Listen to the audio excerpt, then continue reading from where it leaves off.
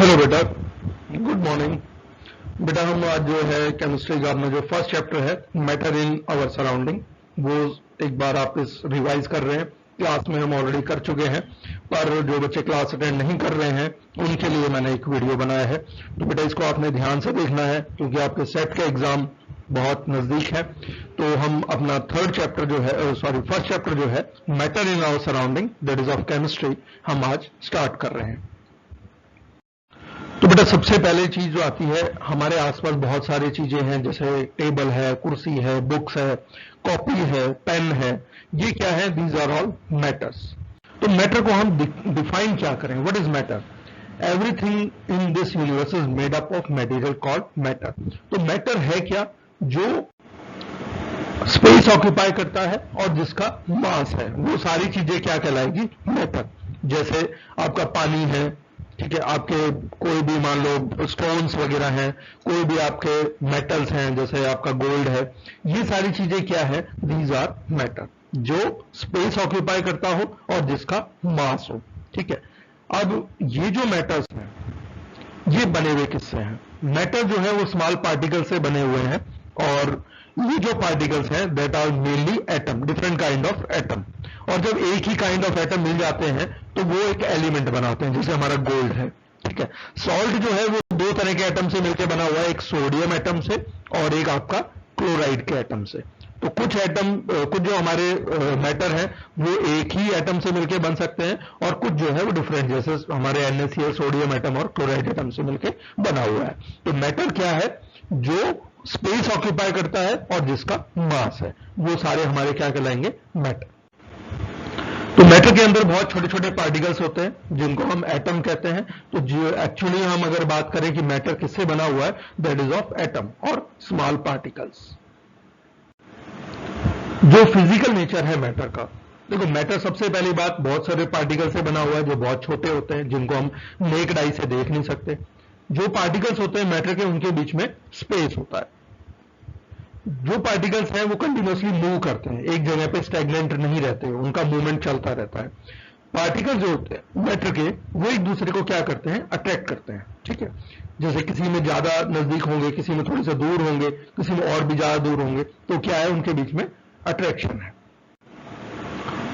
तो वही चीज हम वापिस से रिपीट कर रहे हैं। मैटर हमने क्या पढ़ा? Which has mass and have space, which occupy space. Matter जो है वो कलेक्शन ऑफ टीनी पार्टिकल्स का है, जिनको हम एटम भी कह सकते हैं। पार्टिकल्स जो होते हैं मैटर के, वो कंटिन्यूअसली क्या कर रहे हैं? मूव कर रहे हैं। अब जो मैटर हमारे चारों तरफ है वो तीन स्टेट में एग्जिस्ट करता है, सॉलिड, लिक्विड और गैस। वैसे तो दो और भी है, एक प्लाज्मा है, एक बोस-आइंस्टाइन कंडेंसेट है, पर उनके बारे में क्योंकि ज्यादा हमारे सिलेबस में नहीं है तो हम अपना रिस्ट्रिक्ट करते हैं तीन ही स्टेट्स के लिए, सॉलिड, लिक्विड एंड गैस के लिए। देखो अब सॉलिड के अंदर जो आप पार्टिकल्स हैं, देखो आप कितने नजदीक नजदीक हैं, लिक्विड में थोड़े से दूर है और गैस में बहुत ही ज्यादा दूर है। तो ये ऐसा नहीं है कि सॉलिड के अंदर बीच में स्पेस नहीं होगा, पर वो बहुत क्लोजली पैक्ड है, बहुत नजदीक है। तो हमें दिखता ऐसा है कि वो बिल्कुल क्लोजली पैक्ड है, बट उनके बीच में भी स्पेस होता है। इसीलिए हमने कहा है कि जो भी पार्टिकल्स है उनके बीच में स्पेस होता है। अब वो किसमें ज्यादा स्पेस है, किसमें कम स्पेस है, उसके ऊपर डिपेंड करता है। तो वो डिपेंड करेगा किसमें काइनेटिक एनर्जी ज्यादा है। तो आप देखो गैस के पार्टिकल दूर है क्योंकि इनके अंदर एनर्जी ज्यादा है, लिक्विड में थोड़े दूर है क्योंकि इनमें थोड़ी कम एनर्जी है एज कंपेयर टू गैस, लेकिन सॉलिड से ज्यादा एनर्जी है। सॉलिड के जो पार्टिकल्स होते हैं उनके अंदर एनर्जी नहीं होती, इसीलिए वो एक ही जगह पे रहते हैं। जैसे हमने टेबल कहीं पे रख दी तो वैसे ही रहेगी, कहीं मूव नहीं करेगी जब तक हम बाहर से कोई एक्सटर्नल फोर्स नहीं लगाएं। लिक्विड के जो पार्टिकल है, जैसे आपने दूध बिखर गया आपका, तो वो थोड़ी दूर तक जाता है क्योंकि उसके अंदर थोड़ी काइनेटिक एनर्जी है। जबकि गैस के जो पार्टिकल्स है वो बहुत दूर तक जाते हैं। जैसे हम लकड़ी भी जलाते हैं तो उसमें से वेपर्स, गैस निकलती हैं, तो वो गैस क्या है? दूर तक जाती है। अब इसी का एक और एग्जांपल है कि जैसे हम खाना बनाते हैं, आपकी मदर वगैरह घर में, तो जब वो खाना बनता है उसमें तड़का वगैरह लगता है तो उसकी स्मेल आपको दूसरे कमरे तक आ जाती है। ठंडा हो जाता है तो नहीं आती, क्योंकि ठंडा होने के बाद उसमें काइनेटिक एनर्जी क्या हो गई? कम हो गई। इसी तरह से आपने अगरबत्ती जलाई, वो आपके दूसरे तीसरे कमरे तक आराम से पहुंच जाती है क्योंकि उनके अंदर काइनेटिक एनर्जी ज्यादा है। लेकिन आप दूध को बहाओगे तो ज्यादा दूर तक नहीं जाएगा, वो थोड़ी दूर तक ही ट्रैवल करेगा क्योंकि उसके अंदर काइनेटिक एनर्जी कम होती है। जबकि सॉलिड को जहां आपने रख दिया वहीं रहेगा क्योंकि उसके अंदर काइनेटिक एनर्जी बहुत कम है। अब सबसे पहले आते हैं हमारे सॉलिड स्टेट पे। सॉलिड स्टेट का एक डेफिनेट शेप होता है, फिक्स्ड वॉल्यूम होता है, उसके पार्टिकल के बीच में बहुत कम स्पेस होता है, उनके पार्टिकल्स के बीच में अट्रैक्शन बहुत ज्यादा है, मैक्सिमम है, क्योंकि वो तभी तो एक दूसरे के नजदीक है, और इनका मूवमेंट ऑफ पार्टिकल बहुत ही मिनिमम है, यानी ये अपने आप इधर से उधर मूव नहीं करते। ये लीस्ट कंप्रेसिबल है, इनको आप कंप्रेस नहीं कर सकते बाहर से, क्योंकि ये जितना नजदीक आना चाहते थे वो ऑलरेडी आ चुके हैं। इनका रेट ऑफ डिफ्यूजन यानी फैलने की जो इनकी दर है वो लीस्ट होती है, यानी सबसे कम होती है। ये फैलते नहीं है, जहां आपने रख दिया वहीं पे और एज इट इज रहेंगे। दूसरा, ये हमारे एग्जांपल्स हैं कि जिनका शेप मेंटेन रहता है, आउटसाइड फोर्स से वो जल्दी से अपना शेप चेंज नहीं करते, उनको ब्रेक करना बहुत ज्यादा डिफिकल्ट है, क्योंकि वो रिजिड है। रिजिड का मतलब है कि वो अपने आप के शेप को चेंज नहीं करते। फिर आते हैं लिक्विड स्टेट पे। लिक्विड स्टेट क्या है? जिनका ना तो डेफिनेट शेप है, न ही फिक्स्ड वॉल्यूम है। ठीक है, उनका डेफिनेट शेप नहीं है बट फिक्स्ड वॉल्यूम है, कि जैसे मान लो आपने किसी बोतल में डाल दिया तो उसी के शेप हो जाएगा, गिलास में डाल दिया तो गिलास के शेप का हो जाएगा, कप में डाल दिया तो कप के शेप का हो जाएगा। तो इनका शेप फिक्स नहीं है बट वॉल्यूम फिक्स है, कि आपका 1 लीटर है, 2 लीटर है, 3 लीटर है, वो वॉल्यूम आपका फिक्स रहेगा। जिसमें आप डालोगे उसी का शेप वो लिक्विड्स ले लेती हैं। इनके अंदर जो पार्टिकल्स के बीच में स्पेस है वो इंटरमीडिएट है, सॉलिड से जो है वो स्पेस ज्यादा है, लिक्विड से थोड़ा सा कम है। फोर्स ऑफ अट्रैक्शन इनके अंदर सॉलिड से कम है लेकिन गैस से ज्यादा है। मूवमेंट भी इनका सॉलिड की कंपैरिजन में थोड़ा ज्यादा होता है लेकिन गैस की कंपैरिजन में कम होता है। ये भी कंप्रेसिबल है लेकिन कम कंप्रेसिबल है।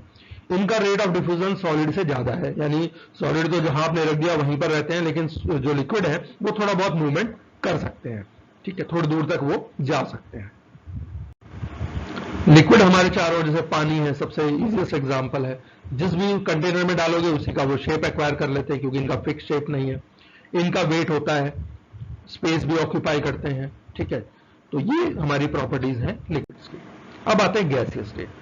गैस के जो मॉलिक्यूल हैं उनका ना तो शेप है और ना फिक्स्ड वॉल्यूम है, जबकि सॉलिड का क्या है? फिक्स्ड शेप भी है और फिक्स्ड वॉल्यूम भी है या मास भी है।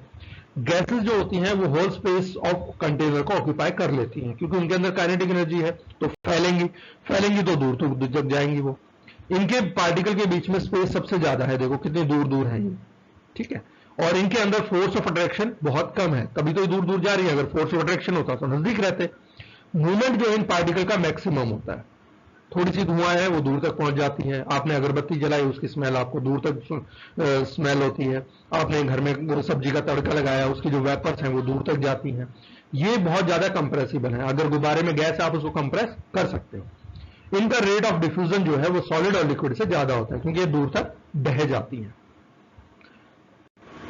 अब हम इन तीनों को अगर कंपेयर करें, सॉलिड और लिक्विड और गैस को, सॉलिड में सबसे ज्यादा इंटरमॉलिक्यूलर फोर्स है, लिक्विड में थोड़ी कम है और गैसेस में बहुत ही कम है। ठीक है, सॉलिड जो होते हैं उनके अंदर इंटरमॉलिक्यूलर स्पेस बहुत कम होता है, लिक्विड में थोड़ा ज्यादा है और गैस में बहुत ही ज्यादा है। सॉलिड का डेफिनेट शेप भी है और वॉल्यूम भी है, लिक्विड का डेफिनेट शेप नहीं है बट डेफिनेट वॉल्यूम है। गैसेस का ना तो डेफिनेट शेप है ना ही डेफिनेट वॉल्यूम है। सॉलिड की डेंसिटी ज्यादा होती है। डेंसिटी क्या होता है? Mass upon volume. एक छोटी सी जगह में ज्यादा एटम सॉलिड के आ सकते हैं, क्योंकि उनके अंदर फोर्स ऑफ अट्रैक्शन ज्यादा है। फोर्स ऑफ अट्रैक्शन ज्यादा है, इसीलिए मेल्टिंग पॉइंट, बॉइलिंग पॉइंट भी ज्यादा होगा। जो लिक्विड है इनकी डेंसिटी कम होती है, और क्योंकि अट्रैक्शन कम है तो लो मेल्टिंग और बॉइलिंग पॉइंट है। इनकी डेंसिटी और भी कम है, क्योंकि छोटी सी जगह में क्योंकि मूव करते हैं तो एक पर्टिकुलर स्पेस में इनके एटम्स कम हो। सॉलिड को आप कंप्रेस नहीं कर सकते, यानी दबा के आप उसका शेप चेंज नहीं कर सकते। लिक्विड थोड़ी बहुत कंप्रेस हो जाती है, गैस हाईली कंप्रेसिबल, आप जितना चाहे उसको कंप्रेस कर सकते हो। सॉलिड फ्लो नहीं करती, लिक्विड थोड़ा बहुत बहती है और गैसेस बहुत ज्यादा फ्लो करती है। ठीक है, तो ये हमारे डिफरेंस है सॉलिड, लिक्विड और गैस के अंदर। तो इसके अंदर हमने बेसिकली क्या पढ़ा? मैटर क्या है? मैटर क्या होता है? जिसका भी मास है और जो स्पेस ऑक्यूपाई करे।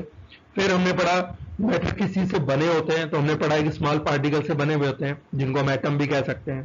फिर हमने पढ़ा कि क्लासिफिकेशन हम कैसे कर सकते हैं, सॉलिड, लिक्विड, गैस, एक प्लाज्मा भी है और एक बोस-आइंस्टाइन कंडेंसेट भी है। फिर हमने पढ़ा कि सॉलिड, लिक्विड और गैस के जो पार्टिकल्स हैं उनके बीच में क्या डिफरेंसेस हैं, तो वो हमने यहाँ पे क्लियर करे। ये भी हमने पढ़ा कि जो खाना बनाते हैं तो उस टाइम पे जो गर्म खाना होता है, जो सब्जी होती है उसकी स्मेल दूर तक क्यों आती है, ठंडी होने के बाद क्यों नहीं आती, क्योंकि उसके अंदर काइनेटिक एनर्जी कम हो जाती है। और जब खाना गर्म है तो वो हॉट है, काइनेटिक एनर्जी ज्यादा है, तो दूसरे कमरे तक उसकी स्मेल पहुंच जाती है। तो ये बेटा आपको मेरे ख्याल से क्लियर होगा। फिर भी कोई डाउट है तो आप मुझसे व्हाट्सएप कर सकते हैं, मुझसे फोन पर भी पूछ सकते हैं, या क्लास में आप उसका डाउट अपना क्लियर कर सकते हैं। तो इसको बेटा बेटा ध्यान से आपने देखना है, मैटर क्या है। अब देखो, जैसे मैटर की बात कर रहे हैं, मुझे गुस्सा आ रहा है, ये मैटर नहीं है, ठीक है, क्योंकि ना तो उसका कोई मास है और ना ही वो कोई स्पेस ऑक्यूपाई कर रहा है। मुझे कोई दुख हुआ, सुख हुआ, दीज आर नॉट मैटर, ठीक है। आपका बादाम है, एलमंड है, वो एक मैटर है। आपका गोल्ड है, वो एक मैटर है। आपकी चेयर है, that is also a matter. आपकी बुक है, वो मैटर है, क्योंकि उसका मास भी और स्पेस भी ऑक्यूपाई कर रहा है, ठीक है। तो मैटर आपको क्लियर हो गया होगा, किससे बने होते हैं मैटर का, हमने प्रॉपर्टीज पढ़ी। मैटर मूव करते हैं, उनके बीच में स्पेस होता है, उनके बीच में फोर्स ऑफ अट्रैक्शन होता है, वो डिफ्यूजन भी करते हैं, कोई ज्यादा करता है, कोई कम करता है। तो ठीक है, ये चीजें हमने सारी मैटर की प्रॉपर्टीज वगैरह पढ़ी है। फिर हमने सॉलिड, लिक्विड और गैस का डिफरेंस पढ़ा है। तो ये बेटा आपने सारा अपने दिमाग में बिल्कुल क्लियर करना है। कोई भी डाउट है तो आप उसको क्लियर कर सकते हो। Thank you.